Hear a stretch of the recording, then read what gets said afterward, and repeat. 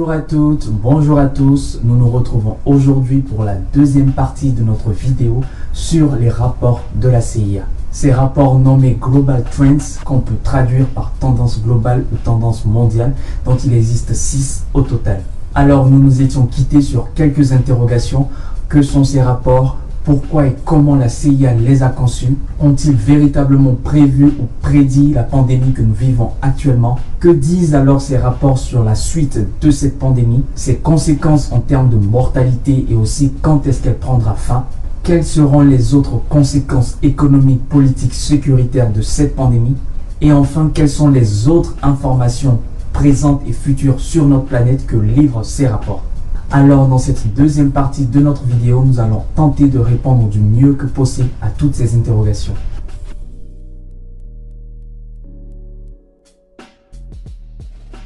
Du coup, que sont ces rapports? Pourquoi et comment ont-ils été conçus? Les Global Trends sont des rapports quinquennaux, donc sur 5 ans, conçus par la CIA. Ils sont remis symboliquement au président américain à chaque investiture ou réinvestiture avant d'être publiés officiellement, notamment sur le site de la CIA. Ces rapports font une analyse de l'état de la planète, des dynamiques qui animent les principaux secteurs, notamment la géopolitique, la sécurité, la santé, l'économie, la démographie, les ressources naturelles et énergétiques, bref, tous les principaux domaines de la société moderne, avant de faire également une prévision sur les années à venir. Le tout premier rapport, conçu pour 2010, a été établi en 1997 et il a été remis à l'ancien président américain Bill Clinton. Le deuxième rapport, intitulé Dialogue About Future, soit un dialogue pour l'avenir, donc le Global Trends pour 2015, fut publié en décembre 2000 avant d'être remis au président George Bush qui fut investi un mois plus tard. Le troisième rapport, intitulé Mapping the Global Future, soit cartographier l'avenir du monde, donc le Global Trends pour 2020, celui qui a été traduit, commenté par Alexandre Adler, a été établi en décembre 2004 et il fut également remis au président George Bush. Le quatrième rapport, intitulé A Transformed World, soit un monde transformé, donc le Global Trends pour 2025, qui fut également traduit, commenté par Alexandre Adler, a été établi en novembre 2008 et il fut remis au président Barack Obama. Le cinquième rapport sera lui aussi remis au président Obama. Il s'agit du Global Trends pour 2030, intitulé Alternative World, soit les mondes alternatifs, et il fut produit en décembre 2012. Enfin, le tout dernier rapport sur les tendances mondiales établi par la CIA en 2017 a été remis à l'actuel président américain Donald Trump. Il s'agit du Global Trends pour 2035, intitulé Paradox of Progress, soit le paradoxe du progrès. Il faut dire que le tout premier rapport est le fruit d'un ensemble de conférences dont les participants provenaient d'institutions universitaires, du monde du journalisme, d'entreprises privées ou encore du gouvernement américain. Le but de la manœuvre était, selon les responsables du projet, je cite, d'aider à décrire et à évaluer les principales caractéristiques du monde politique telles qu'elles apparaîtront en 2010. Le principe directeur était de présenter ce que nous pensions être les conséquences les plus probables des tendances mondiales sur les régions et États clés en 2010. Les rapports suivants vont continuer à être le fruit de réflexions entre experts de divers domaines, mais à partir du troisième rapport, les responsables du projet vont désormais faire appel à des experts non gouvernementaux du monde entier et élargir les champs de discussion et les domaines de réflexion. Ce qui fait qu'au final, ces rapports sont le résultat d'un immense brainstorming quasi planétaire. Alors, que disent ces rapports au sujet de la pandémie que nous vivons en ce moment? Dans le Global Trends pour 2020, à la page 30, on peut lire ceci: le processus de mondialisation, aussi puissant soit-il, pourrait être considérablement ralenti, voire arrêté. Hormis un conflit mondial que nous considérons improbable, un autre phénomène de grande ampleur qui pourrait selon nous stopper la mondialisation serait une pandémie. Plusieurs experts croient que ce n'est qu'une question de temps avant qu'une nouvelle pandémie apparaisse comme la pandémie de grippe de 1918-1919. Il faut rappeler que cette pandémie, encore appelée la grippe espagnole, a fait entre 20 et 50 millions de morts dans le monde entier selon l'Institut Pasteur. Et peut-être même jusqu'à 100 millions selon certaines révélations récentes, soit entre 2,5 et 5% de la population mondiale à l'époque. Dans ce rapport donc qui date de 2004, on peut souligner deux choses. D'abord, le fait que les experts affirment que ce qui pourrait ralentir la mondialisation serait une pandémie, et aussi le fait qu'ils soulignent qu'il ne s'agissait d'une question de temps avant que cela n'arrive. Le terme coronavirus n'apparaît pas dans ce rapport, mais plutôt le thème SRAS qui apparaît qu'une seule fois. Donc le thème SRAS, qui signifie syndrome respiratoire aigu sévère, est le nom attribué à la pathologie liée au coronavirus de type respiratoire. Le rapport utilise ce terme en faisant une allusion à la première épidémie mondiale de coronavirus, le SARS-CoV-1, qui avait eu lieu un an avant la publication du rapport, donc en 2003, et qui avait causé au total 700 décès dans le monde entier. Dans le Global Trends pour 2025, à la page 75, on peut lire ceci: l'émergence d'une nouvelle maladie respiratoire humaine virulente, extrêmement contagieuse, pour laquelle il n'existe pas de traitement adéquat, pourrait déclencher une pandémie mondiale. Si une telle maladie pandémique se déclare, ce sera sans doute dans une zone à forte densité de population, de grande proximité entre humains et animaux, comme de nombreuses régions de Chine et d'Asie du Sud-Est. Des semaines pourraient s'écouler avant que l'existence d'une maladie à potentiel pandémique soit confirmée. Malgré les limites imposées aux voyages internationaux, les voyageurs présentant des symptômes bénins ou des profils asymptomatiques pourraient transporter la maladie sur d'autres continents. L'absence d'un vaccin efficace ou d'immunité dans le reste du monde exposerait les populations à contagion. Alors ce rapport est un peu plus précis que le précédent parce que non seulement il donne la nature probable de la pandémie, donc une pathologie respiratoire, mais également il avance un lieu possible d'où pourrait partir cette pandémie, en l'occurrence l'Asie et plus précisément la Chine. Dans ce rapport, le terme coronavirus apparaît une fois pour désigner le virus autre que le virus de la grippe aviaire qui pourrait être responsable d'une pandémie mondiale. Dans le Global Trends pour 2030, il y a effectivement une allusion à une pandémie mondiale, mais il n'est pas spécifié son origine ou même la nature de l'agent pathogène qui serait responsable de cette pandémie. Le terme SRAS n'apparaît qu'une fois dans le rapport, mais pour rappeler encore une fois la première épidémie de coronavirus, le SARS-CoV-1, qu'a connu le monde en 2002-2003.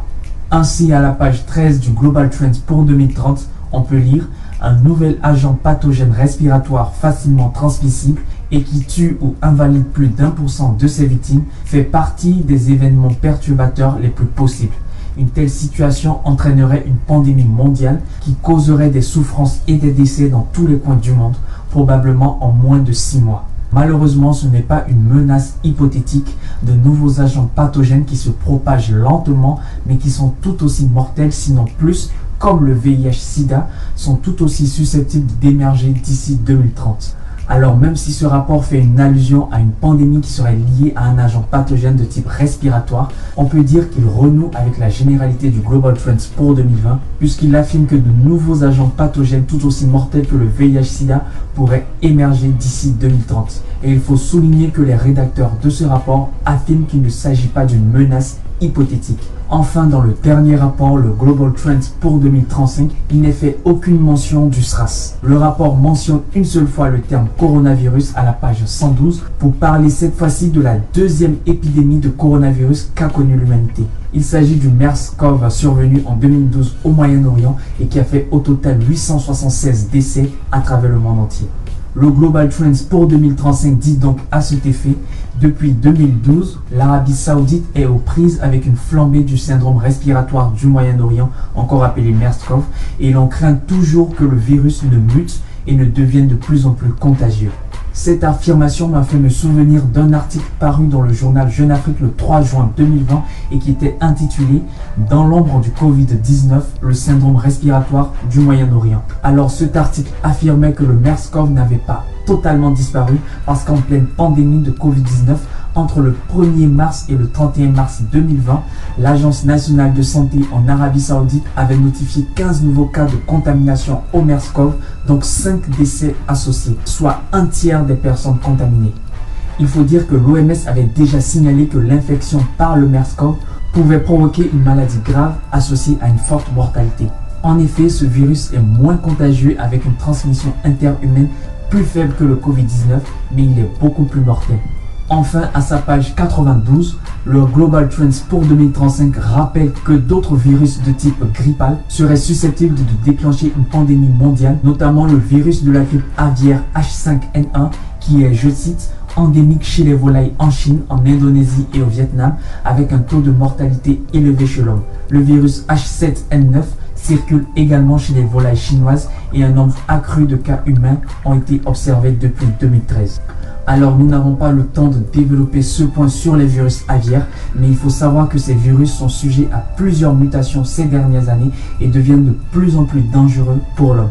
Justement, au début de l'épidémie de Covid-19, de nombreux cas de grippe aviaire de type H5N1 s'étaient parallèlement déclarés en Chine et entre le 27 mars et le 2 avril 2020, un nouveau cas d'infection au virus aviaire H9N2 fut recensé également en Chine. Alors au final, prédiction ou pas, une chose est sûre, c'est que la CIA, à travers ses rapports, a toujours mis et continue de mettre en garde l'humanité contre la survenance de grandes épidémies, peu importe au final l'origine pathogénique, grippe aviaire, coronavirus, grippe porcine, etc. Alors pour en revenir à l'épidémie actuelle, le Global Trends pour 2025 est le seul à avancer des chiffres en termes de mortalité. Il affirme que, dans le pire des cas, ce sont de 10 à plusieurs centaines de millions d'Occidentaux qui contracteraient la maladie et les morts se compteraient par dizaines de millions. En dehors des États-Unis, une dégradation des infrastructures essentielles et des pertes économiques à l'échelle mondiale en résulteraient. Environ un tiers de la population serait malade et des centaines de millions de personnes décéderaient. En tout cas, selon les experts, la pandémie actuelle pourrait durer des mois, un an, plusieurs années, voire même devenir endémique. Le nombre de morts pourrait aussi jusqu'à terme atteindre des millions, des dizaines de millions, voire des centaines de millions, liés soit au SARS-CoV-2 ou à une recrudescence du MERS-CoV ou même à la survenance de nouveaux coronavirus ou tout simplement de nouveaux agents pathogènes tels que le prévoit le Global Trends pour 2030.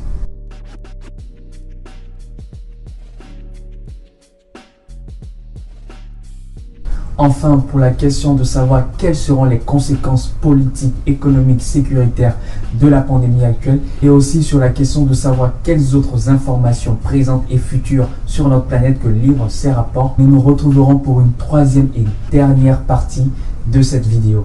En attendant, vous retrouverez la retranscription de cette vidéo sur Facebook ainsi que tous les liens de ressources utiles si jamais vous désirez aller encore plus loin sur les thèmes que nous avons abordés. Sur Facebook et Instagram, vous retrouverez également Davy dans sa rubrique Ce jour-là où il vous présente les événements historiques en rapport avec la date de chaque jour. Vous retrouverez également Wilfried dans sa rubrique Le portrait du jour où il vous présente tous les jours un nouveau portrait de femmes et d'hommes qui se sont illustrés, qui ont marqué l'histoire par leurs écrits et par leurs actes. Quant à moi, je vous donne rendez-vous sur cette chaîne en début de semaine pour faire ensemble un nouveau point sur l'actualité internationale. En attendant, prenez bien soin de vous et n'oubliez surtout pas que l'information, c'est la sécurité.